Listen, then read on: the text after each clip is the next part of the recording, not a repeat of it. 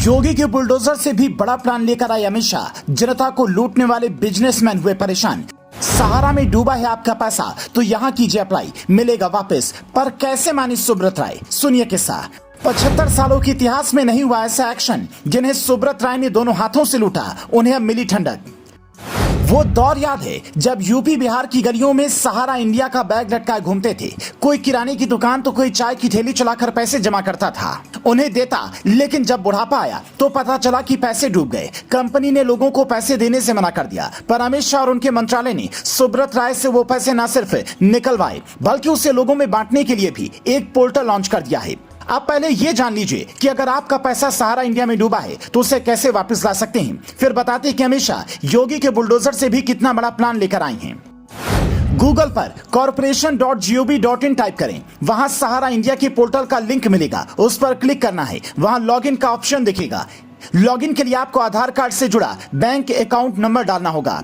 इसके अलावा और भी जरूरी जानकारियां भरना है। जैसे ही आप पूरी डिटेल भरते हैं, आपके मोबाइल नंबर पर एक ओटीपी आएगा। उसे सबमिट करते ही आप लॉगिन कर लेंगे। इसके बाद दावा अनुरोध फॉर्म यानी कि क्लेम फॉर्म भरना होगा।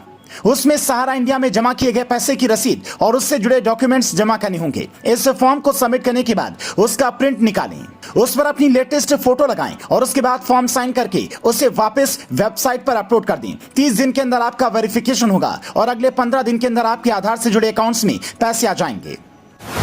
हालांकि ये पैसे उन्हीं को वापस मिलेंगे जिनकी पॉलिसी मैच्योर हो गई थी और जिन्होंने भोपाल, लखनऊ, कोलकाता और हैदराबाद वाले में पैसा जमा किए थे।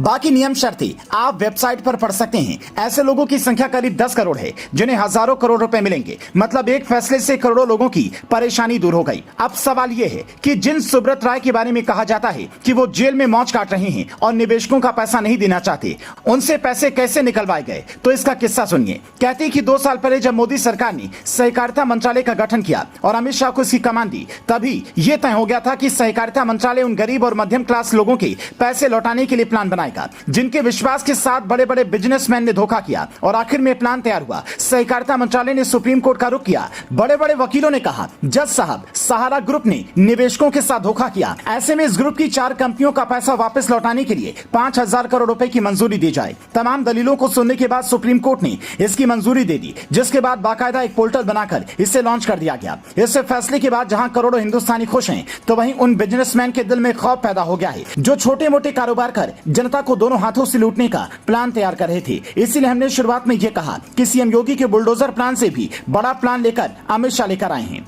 अब इस फैसले को कैसे देखते हैं, हमें कमेंट में बताएं।